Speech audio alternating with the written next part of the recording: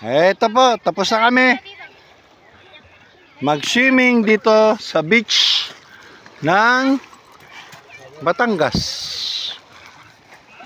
Walang araw, walang ulan.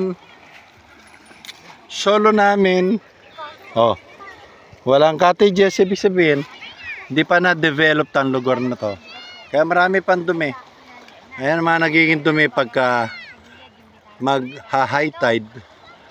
Dadalhin ng alon ang dumi rin eh. Ayan. Hanggang doon. Oh. Tapos pag nag-low tide, iiwan na nila.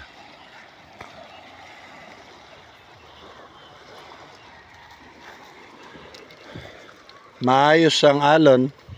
Tahimik. Makabutin natin yung ano. Buko. O, sino makatama dyan?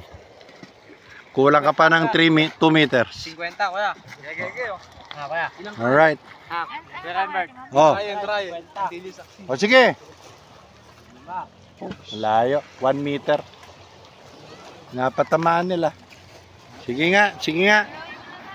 Oy! Nako, lumampas ka ng isang ruler. Nako, kaliwa.